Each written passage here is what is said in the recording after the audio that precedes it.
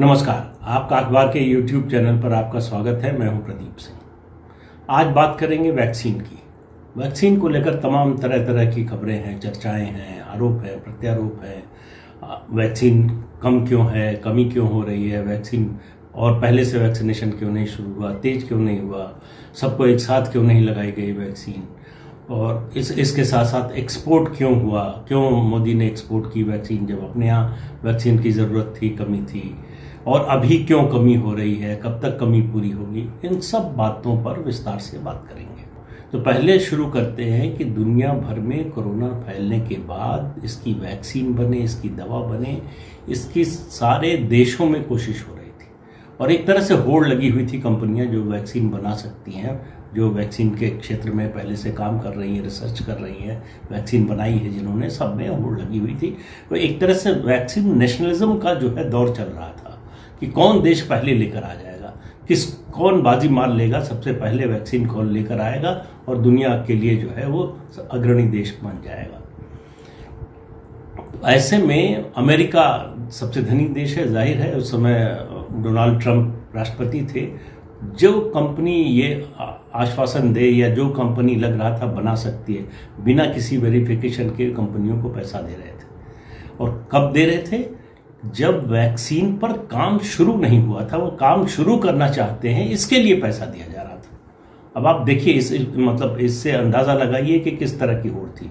चीन अलग जो है दावा कर रहा था कि हमारी वैक्सीन पहले आएगी, रूस का दावा अलग था। लेकिन चीन और रूस में जिस तरह की सरकारें हैं, जो व्यवस्था है, उसमें कुछ भी किसी भी बात पर भरोसे के साथ कुछ कहना बड़ा मुश्किल होता है। तो वैक्सीन, सवाल यह है कि कौन कौन सी अब है। जो हो रही थी, होड़ चल रही थी, उसको तो अब वो पीछे की बात हो गई। इस समय जो है मॉडर्ना है वैक्सीन, एक फाइजर की वैक्सीन है, एक जॉनसन एंड जॉनसन की है जो सिंगल शॉट की है कि एक ही बार लगाना पड़ता है, एक ही डोज लगाना पड़ता है उसका। फिर चीन की है सिनेफॉर्म, रूस की है स्पुतनिक भी। इसके अलावा एस्ट्राजेनेका और कोविशील्ड, दोनों एक ही वैक्सीन है। इस वैक्सीन का जो रिसर्च और डेवलपमेंट है वो ऑक्सफोर्ड यूनिवर्सिटी ने किया है।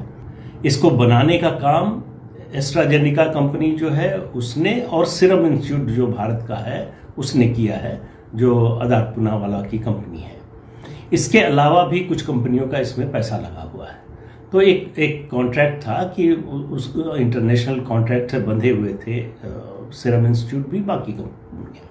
तो ऑक्सफोर्ड यूनिवर्सिटी की जो ये रिसर्च थी वो सबसे तेजी से आगे चल रही थी।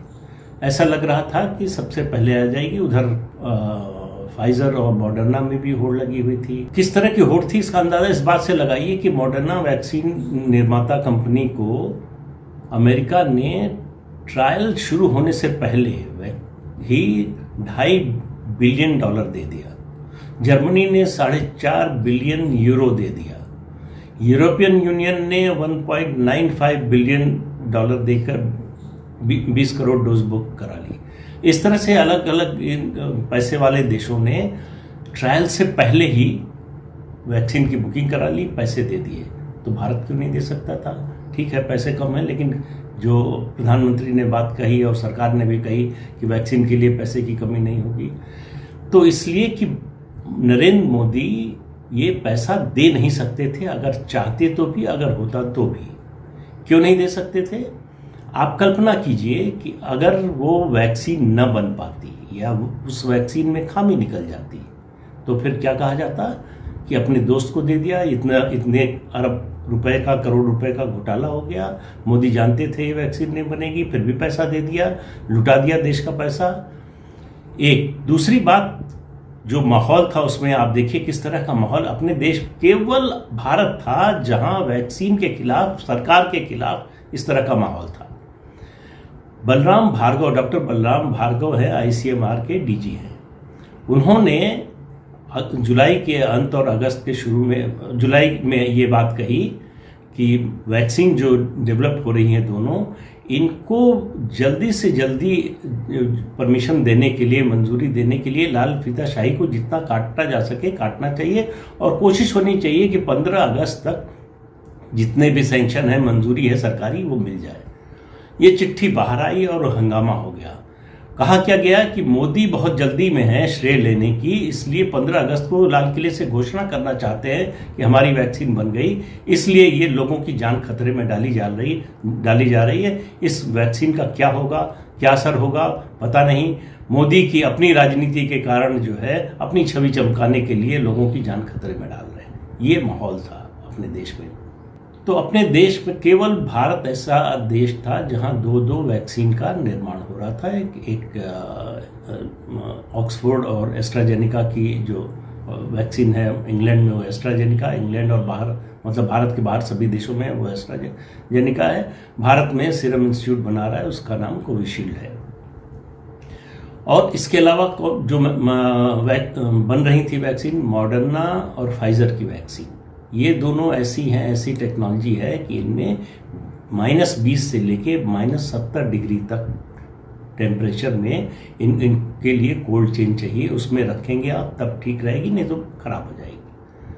तो भारत के लिए वो संभव नहीं था। इतनी बड़ी कोल्ड चेन ऐसी बनाना और इतनी जल्दी बनाना वो संभव ही नहीं था, जिस तरह का क्लाइमेट है हमारे देश का उसको देखते हुए। हालांकि अब गोदरेज और टाटा समूह दोनों ने घोषणा की है कि वो इस तरह की कोल्ड चेन बना रहे हैं और उनको उम्मीद है कि अगस्त के आखिर तक जो है वो इस बाजार में लेकर ऐसी कोल्ड चेन आ जाएंगे जिससे इन वैक्सीन्स को स्टोर किया जा सके, इनका ट्रांसपोर्टेशन हो सके। तो ये दोनों वैक्सीन का तो ऑर्डर दे नहीं सकती थी भारत सरकार, वो मंगा नहीं सकती थी उस समय। अभी भी जब तक ये कोल्ड चेन तैयार नहीं होती तब तक इनका ऑर्डर नहीं हो सकता। तीसरी वैक्सीन थी चीन की। अब चीन क्या बना रहा है, कैसी बना रहा है वैक्सीन, किसी को पता नहीं था। चीन की वैक्सीन बनने के बाद जब लगी है तो उसकी एफिकेसी आई है 60%। जितनी वैक्सीन्स बनी है उसमें सबसे कमजोर चीन की वैक्सीन है। यूएई में जहां ये बड़े पैमाने पर लगाई गई वैक्सीन, अब वो तीसरी डोज लगाने की बात हो रही है। 2 डोज में भी एंटीबॉडीज नहीं बन रही हैं जितनी बननी चाहिए, तो तीसरी डोज की तैयारी हो रही है। तो और चीन से भारत ले नहीं सकता था। मान लीजिए लेता और चीन देने को तैयार हो जाता, होता कि नहीं अलग बात है, मान लीजिए तैयार हो जाता, तो वो जियो पॉलिटिकल इश्यू पर कोई बार्गेनिंग करता कि हम वैक्सीन आपको देंगे, उसके बदले में हमको ये दीजिए। तो इसलिए चीन की वैक्सीन तो सीन से बाहर हो गई। फिर बची रूस की स्पुतनिक। उसको लेकर भी शंकाएं थी कि कैसी है। इस आशंका को दूर करने के लिए पुतिन ने ये किया कि पहले अपनी दोनों बेटियों को लगवाई वैक्सीन, खुद को लगवाई और अपनी आर्मी के लोगों को लगवाया, लोगों में ये भरोसा जताने के लिए कि ये वैक्सीन सुरक्षित है। उसके बाद ही जब ये सब होने के बाद जब भारत में उसका ट्रायल हुआ, उसके बाद भारत ने खरीदने की उसको मंजूरी दी है और वो भारत आना शुरू हो चुकी है। अब सीरम इंस्टीट्यूट और आधार पूना वाला कोई ब्लैकमेलिंग न करें, केवल उनकी वैक्सीन रहेगी तो उनके हाथ में सारे लीवर होंगे, वो जैसे चाहते वो अपनी शर्तों पर बात मनवा सकते थे। इसलिए प्रधानमंत्री ने ये किया कि भारत बायोटेक की जो अपनी देसी वैक्सीन थी उसको भी एक्सपेडाइट कराया और उसके तीसरे फेज के ट्रायल शुरू होने के साथ ही उसको इमरजेंसी यूज की परमिशन दे दी गई। अब आप देखिए उस पर पूरा तो आसमान टूट पड़ा देश में। किसी ने कहा ये बीजेपी की वैक्सीन है, किसी ने कहा लोगों की जान खतरे में डाल रहे हैं। कांग्रेस के एक नेता ने तो यहाँ तक कह दिया कि ये विरोधी दल के नेताओं को मरवाने के लिए वैक्सीन बनवाई गई है। मीडिया के लोगों ने घोषणा कर दी, हमने सैकड़ों रिपोर्ट हैं मीडिया की और राजनीतिक दलों के नेताओं की, वो पूरी लिस्ट है हमारे पास, किस अखबार ने और किस चैनल ने कितनी बार ये खबर चलाई, किस राजनीतिक दल के नेता ने कितनी बार। लेकिन वो उसमें गणित में नहीं जाना चाहते हैं, उस संख्या में, और उसमें उसका कोई फायदा नहीं। लेकिन सब ये कह रहे थे कि ये वैक्सीन लगवाने लायक नहीं है, इस वैक्सीन को न लगवाइए। उसका असर ये हुआ कि लोगों में वैक्सीन के प्रति एक शंका पैदा हो गई। भारत में लगभग 2,15,00,000 वैक्सीन 1 फरवरी को राज्यों को दी गई। 15 मार्च तक वो लग पाई, धीमा हुआ। जो डॉक्टर्स थे, जो पैरामेडिकल स्टाफ था, उनके लिए भी जो समय सीमा तय की गई थी उसमें 50% लोगों ने ही लगवाया। और उसका सबसे बड़ा खामियाजा इस समय हम भुगत रहे हैं कि हमारे ग्रामीण इलाकों में वैक्सीन लगवाने के लिए लोग तैयार नहीं हैं। लोगों के मन में शंका है कि ये वैक्सीन लगवाने से मर जाएंगे, ये वैक्सीन लगवाने से कोई बड़ी बीमारी हो जाएगी, वैक्सीन सुरक्षित नहीं है। ये किया है हमारी मीडिया के एक बड़े वर्ग ने और राजनीतिक दलों ने, विपक्षी दलों ने। वैक्सीन के प्रति ये माहौल बनाया, ये देश सेवा की है उन्होंने। तो आप अंदाज़ा लगाइए, जो वैक्सीन का रोना रो रहे हैं जो लोग, उनसे ये सवाल ज़रूर पूछे जाने चाहिए। अब उम्मीद ये थी, जब वैक्सीन बन रही थी तो एस्ट्राजेनेका की वैक्सीन को लेकर, जो ऑक्सफोर्ड यूनिवर्सिटी की है, ये सबसे पहले दुनिया में सबसे पहले वैक्सीन आ जाएगी। लेकिन उनका जो है मामला, कुछ जो डेटा आए उसमें गड़बड़ हो गई।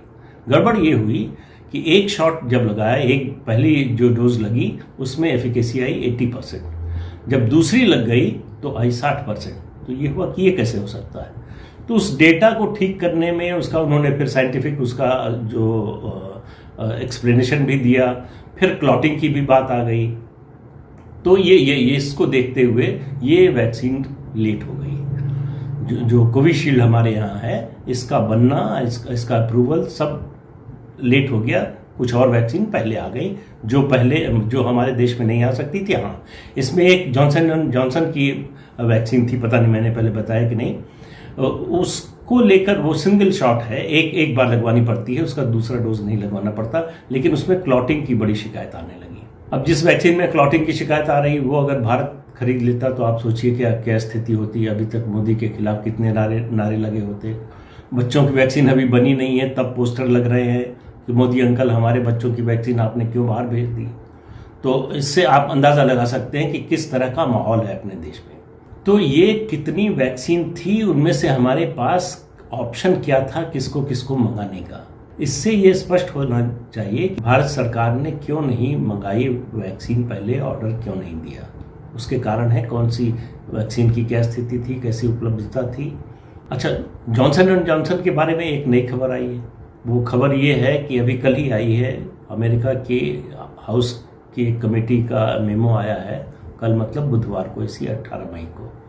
और उसमें ये कहा गया है कि वहाँ पर जो कंपनी इस वैक्सीन को बना रही थी, जो कर्मचारी काम कर रहे थे, उनमें से ज़्यादातर ने नहाने की ज़रूरत नहीं समझी, कपड़े बदलने की ज़रूरत नहीं समझी। इसके कारण जो जिस तरह का वातावरण होना चाहिए था, सुरक्षित नहीं था, उसके कारण 3 करोड़ डोज बर्बाद हो गई, उसको डिस्ट्रॉय करना पड़ा। इन परिस्थितियों में बनती है वैक्सीन। आप समझिए जरा सा लापरवाही का क्या नतीजा होता है। तो अब सवाल है कि वैक्सीन का निर्यात क्यों हुआ। बहुत तकलीफ है, बड़ी चर्चा होती है कि मोदी, जब देश में ज़रूरत थी वैक्सीन की, तो मोदी ने निर्यात करने की ज़रूरत क्यों समझी। एक बात जो इस पर विदेश मंत्री एस जयशंकर ने कही है, वो हम सब लोगों को समझ लेनी चाहिए। उन्होंने कहा कि वैक्सीन बनाने का कच्चा माल भारत में नहीं है उपलब्ध उस तरह से। हमने अलग अलग देशों से मांगा, उनसे कहा कि हमको कच्चा माल दीजिए, वैक्सीन बन रही है, ये पूरे मानवता के लिए है, इसलिए आपको मदद करना चाहिए। सभी देशों ने जो कर सकते थे उन्होंने मदद की। कच्चा माल भारत को मिला, भारत में वैक्सीन बनना शुरू हुई। अब आप क्या ये कहेंगे कि कच्चा माल ले लिया दूसरे देशों से और वैक्सीन जब बना ली तो कहा कि टाटा बाय बाय, अब आपसे हमसे कोई मतलब नहीं, हमने वैक्सीन अपनी बना ली, अब हम अपने लिए रखेंगे, आपसे क्या मतलब, आपने कच्चा माल दिया था, ये आपकी गलती है। क्या ये जवाब देती भारत सरकार? तो वैक्सीन का और निर्यात कितना हुआ और कैसे कैसे हुआ, इसका भी ब्यौरा आपको बताता हूँ। एक तो भारत बायोटेक का कोई ऐसा समझौता नहीं है, व्यापारिक समझौता उस तरह का नहीं है, लेकिन सीरम इंस्टीट्यूट का है, क्योंकि वैक्सीन जो है वो विदेशी है, यहाँ मैन्युफैक्चरिंग हो रही है, इसलिए उनका अब जो है व्यापारिक करार भी है, उसके तहत उनको देना ज़रूरी है। तो भारत सरकार ने करीब 6 करोड़ 83 लाख डोज का निर्यात किया। इसमें से 1 करोड़ 70 हज़ार सहायता के रूप में दी गई और इस 1 करोड़ 70 हज़ार में से 2/3 वैक्सीन पड़ोसी देशों को दी गई। गरीब देश है, वो वैक्सीन नहीं बना सकते, हमारे लंबे समय से, सदियों से संबंध है, तो इस नाते। और दूसरा कि पड़ोस में अगर ज़्यादा बीमारी बढ़ेगी तो उसका खामियाजा हमको भी उठाना पड़ेगा, ये भी एक नज़रिया था। करीब 2 लाख डोज जो है यूएन पीस कीपिंग फोर्स को दी गई, जिसमें भारत के भी सैनिक हैं, वो उनको दी गई। 3,58,00,000 डोज का जो है वो व्यापारिक करार हुआ, जो सीरम इंस्टीट्यूट का वादा था, जो उन्होंने आश्वासन दिया था, कॉन्ट्रैक्ट कर रखा था, वो कॉन्ट्रैक्चुअल ऑब्लिगेशन था उनको, जिसको उनको पूरा करना था, इसलिए उसका निर्यात हुआ। और इसके अलावा करीब 1,98,00,000 डोज जो है वो WHO की, वर्ल्ड हेल्थ ऑर्गेनाइजेशन की कोवैक्स फैसिलिटी के लिए दिया गया। कोवैक्स फैसिलिटी का निर्माण जो है वो बिल गेट्स की गावी जो संस्था है वो CEPI और यूनिसेफ ने मिलकर बनाया है। ये जब वैक्सीन बनना शुरू हो रही थी, बात हो रही थी, तब बनाई गई थी, इस उम्मीद से और इस मकसद से कि दुनिया के तमाम देशों को वैक्सीन उपलब्ध हो सके, जो गरीब हैं उनको भी सस्ती दर पर वैक्सीन मिल सके, इसलिए सब लोग कंट्रीब्यूट करें इसमें। सबके लिए ये ऑब्लिगेशन था कि आप अगर वैक्सीन बनाएंगे तो इसमें वैक्सीन देंगे और आपको मिलेगी भी इसके जरिए वैक्सीन। तो इसमें जो है इस फैसिलिटी को भारत ने 1,98,00,000 वैक्सीन दी, और इसका नतीजा ये है कि अब हमको जब वैक्सीन उनके पास और आएगी और देशों से आएगी तो 9,70,00,000 डोज वैक्सीन की भारत को मिलेगी, क्योंकि भारत उसका एक हिस्सा है। तो इसमें क्या भारत सरकार ने गलत किया? क्यों सवाल उठना चाहिए? क्यों कहा जाना चाहिए कि जो है कोई दूरदर्शिता नहीं है, कोई समझ नहीं है? अपना नाम कमाने के लिए, दुनिया में जो है अपनी इमेज बनाने के लिए मोदी ने जो है देश की वैक्सीन बाहर भेज दी। और यहाँ हालत ये थी कि जितनी वैक्सीन थी लगवाने वाले नहीं थे, वैक्सीन सेंटर खाली पड़े थे। आज जब वैक्सीन की कमी है तो वैक्सीन सेंटर्स पे भीड़ लग रही है। अच्छा, एक कंपनी का जिक्र करना तो बड़ा ज़रूरी है, वो वैक्सीन नहीं बना पाई, और ये है अमेरिका की मैरीलैंड स्थित कंपनी जो नोवोवैक्स के नाम से वैक्सीन कोरोना की बना रही थी। उसका सीरम इंस्टीट्यूट से भी, आधार पूनावाला की जो कंपनी है, उससे भी करार था कि वो भी बनाएंगे उनके लिए। अब आप देखिए कि इस पर बड़ा दांव लगाया भारत ने, अमेरिका ने और यूरोपियन यूनियन ने। हालांकि ये कंपनी 34 साल से वैक्सीन के निर्माण में लगी है, लेकिन अभी तक इसको सफलता नहीं मिली है कोई वैक्सीन बनाने में। लेकिन इस बार लग रहा था सब लोगों को कि ये कामयाब हो जाएंगे। तो उसकी वजह से भारत ने इसको 1.6 बिलियन डोज का ऑर्डर दिया। अमेरिका ने 1.1 बिलियन डोज का ऑर्डर दिया। यूरोपियन यूनियन ने 1.4 बिलियन डोज का ऑर्डर दिया, लेकिन ये कंपनी बना ही नहीं पाई। तो आने का कोई सवाल ही नहीं था। ये आधार पूनावाला की कंपनी जैसे एस्ट्राजेनिका की बना रही है, वैसे इस कंपनी की अगर वैक्सीन आई होती तो वो भारत में बनाते। उसके अलावा अमेरिका में भी फैसिलिटी खोज रहे हैं आधार पूनावाला, उसकी बात बाद में करते हैं। अब इस बात पर आते हैं कि वैक्सीन की कमी क्यों हो रही है। वैक्सीन की कमी क्यों हो रही है, इसका सीधा सीधा जो है कारण यह है कि उत्पादन कम हो रहा है। उसमें कई कारण हैं। एक, सीरम इंस्टीट्यूट ने और भारत बायोटेक ने भी, सीरम इंस्टीट्यूट ज़्यादा, जो वादा किया था जितनी कैपेसिटी का कि उनकी क्षमता इतनी वैक्सीन बनाने की महीने की है, वो क्षमता उनकी सही नहीं निकली। ये बहुत जगह हुआ, यहाँ भी है। तो अब उस समय जो वादा किया था सीरम इंस्टीट्यूट ने कि वो जून 2021 तक अपने प्रोडक्शन के पीक पर पहुंच जाएंगे, यानी मैक्सिमम जितनी बना सकते हैं उनकी जो क्षमता है उतनी वैक्सीन बनाने लगेंगे। अब वो कह रहे हैं कि ये क्षमता हमारी 31 दिसंबर तक पहुंचेगी। उसके कई कारण हैं, और उन कारणों में जाएं तो एक तो ये है कि भारत बायोटेक और सीरम इंस्टीट्यूट दोनों कह रहा है कि हमारे पास इस वैक्सीन को बेचने से इतना मुनाफा नहीं हो रहा है कि उसको फिर से हम प्रोडक्शन अपना बढ़ाने में, कैपेसिटी बढ़ाने में लगाएं। तो इसकी वजह से दिक्कत हो रही है। सीरम इंस्टीट्यूट ने भारत सरकार से 3,000 करोड़ मांगा है, भारत बायोटेक ने 150 करोड़ मांगा है। उसके अलावा जो है अभी जो स्थिति है, सीरम इंस्टीट्यूट 7 से 10 करोड़ वैक्सीन हर महीने बना सकता है। ये मई में ये क्षमता होगी, मई के आखिर तक। और भारत बायोटेक की 1.25 से 1.5 करोड़ वैक्सीन बनाने की होगी।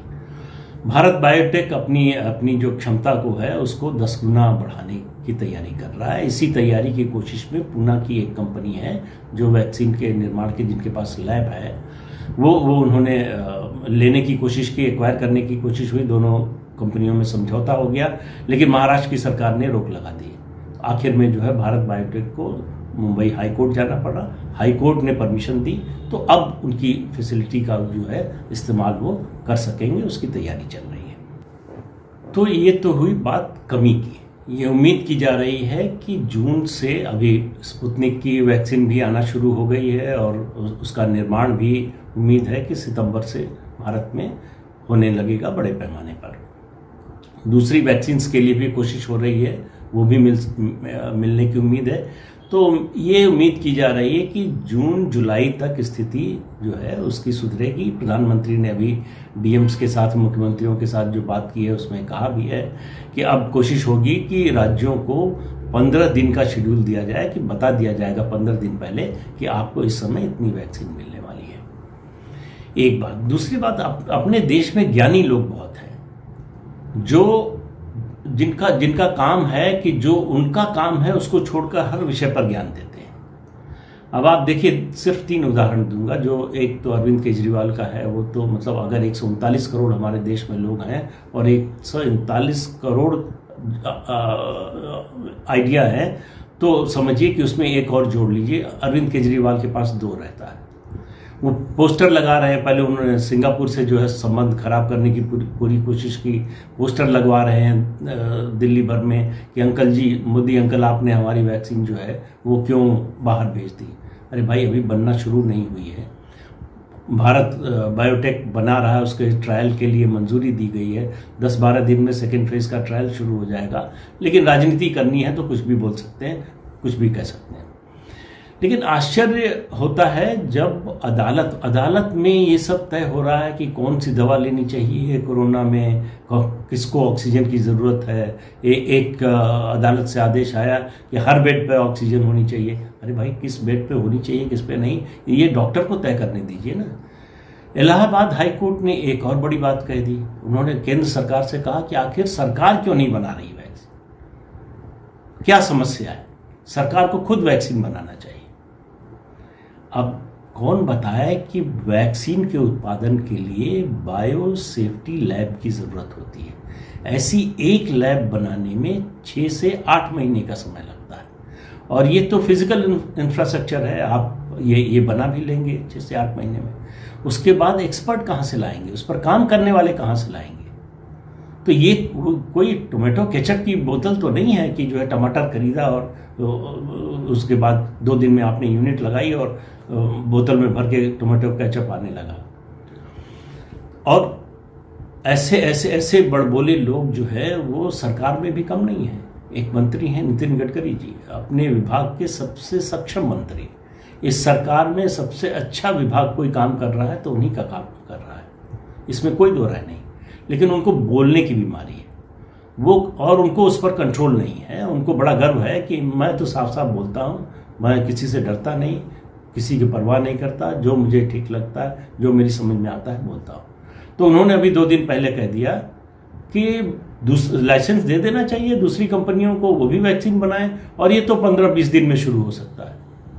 अब आप बताइए कि इस तरह की बात अगर मंत्री कहेगा तो आम जनता अगर ये पूछेगी कि 15-20 दिन में अगर दूसरी कंपनी शुरू कर सकती है तो भारत सरकार क्यों नहीं कर रही है। तो इस तरह के जो बयानवीर हैं उन्होंने स्थिति को और खराब किया है। अब ये बात है कि देखिए, हमारे देश में जो वैक्सीनेशन का प्रोग्राम शुरू हुआ है वो बड़ा साइंटिफिक तरीके से शुरू हुआ है। पहले जो डॉक्टर और पैरामेडिकल और फ्रंट लाइन वर्कर्स हैं उनको लगाई गई, उनको सुरक्षित कर दिया गया ताकि लोगों का इलाज करने में कोई दिक्कत ना हो। और आप आंकड़े उठाकर देख लीजिए, पहली लहर में हजारों डॉक्टरों की, पैरामेडिकल स्टाफ की मौत हुई। इस बार वो संख्या देख लीजिए और ऑलमोस्ट नेग्लिजिबल है। तो उनके लिए सुरक्षा हो गई, अब उनको इलाज करने में कोई दिक्कत नहीं है, कोई उनको संकोच नहीं है। अब उसके बाद किया गया 60 से ऊपर वाले जो सबसे ज़्यादा खतरे में होते हैं। फिर बाकी दुनिया में भी 60 से ऊपर वालों को तरजीह दी गई। हमारे यहाँ उसके बाद 45 से ऊपर वालों को भी कर दिया गया कि कोमॉर्बिडिटी वाले हैं, जिनको दूसरी तरह की बीमारियां हैं, उनको लगे। अब उसमें जर्मनी जैसे देश में 60 से ऊपर वाले में ऐसे केस पाए गए कि लोग झूठ बोलकर, फर्जी चीज़ें बताकर जो है कि हमको ये बीमारी है, वो बीमारी है, वैक्सीन ले गए जिनको ज़रूरत नहीं थी या जो उसके पात्र नहीं थे। तो अपने देश में तो कुछ भी बन जाता है। 45 से ऊपर वालों में वाला जब खुला तो कितने अस्पतालों ने, प्राइवेट अस्पतालों ने, सरकारी अस्पतालों ने, आपकी पहुंच है, आपकी दोस्ती है तो आपको वैक्सीन मिल जाएगी, आपको जो है वो फ्रंट लाइन वर्कर दिखा देंगे, आपको बीमारी का सर्टिफिकेट दे देंगे। ये सब कुछ हो रहा है। उसके बावजूद जो है जब 18 से खुला तो उस समय जो वायदा किया गया था कंपनियों द्वारा, जितनी सप्लाई का उतनी सप्लाई नहीं हो रही है, इसलिए थोड़े समय के लिए कमी है। और जून से ये स्थिति धीरे धीरे बेहतर हो जाएगी। जुलाई अगस्त तक जो है वो इस तरह की कमी दिखाई नहीं देगी, लेकिन उसके लिए हंगामा मचाना जरूरी है, क्योंकि सरकार को कटघरे में खड़ा करना है। कोई तथ्यों से मतलब नहीं है, क्यों हो रहा है, किस लिए हो रहा है, इस बात से कोई मतलब नहीं है। और अब हो रहा है कि पूरे 139 करोड़ 40 करोड़ लोगों को वैक्सीन जल्दी से जल्दी लगा दीजिए, कल ही लगा दीजिए। गांव में जिन लोगों को ये संकोच हो रहा है, जो आपने माहौल बनाया उसका खामियाजा उसके लिए कौन जिम्मेदार है।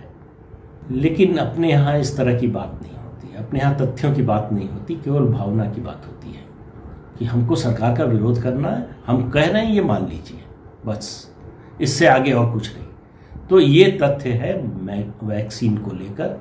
अब आप खुद फैसला कीजिए कि इसमें सरकार की कितनी गलती है, प्रधानमंत्री की कितनी गलती है, व्यवस्था की कितनी गलती है, और दूसरे लोगों की जो स्टेक होल्डर्स है उनकी कितनी गलती है। ये मैं अपनी ओर से कोई फैसला नहीं सुना रहा हूँ, आपके सामने तथ्य रख दिए, फैसला आप खुद कीजिए। तो आज इतना ही, अगले अंक में फिर मिलेंगे किसी नए मुद्दे के साथ। तब तक के लिए इजाज़त दीजिए, नमस्कार। और जाते जाते फिर एक बार याद दिलाएं कि ये चैनल देखिए, इसको सब्सक्राइब कीजिए और शेयर भी कीजिए। नमस्कार।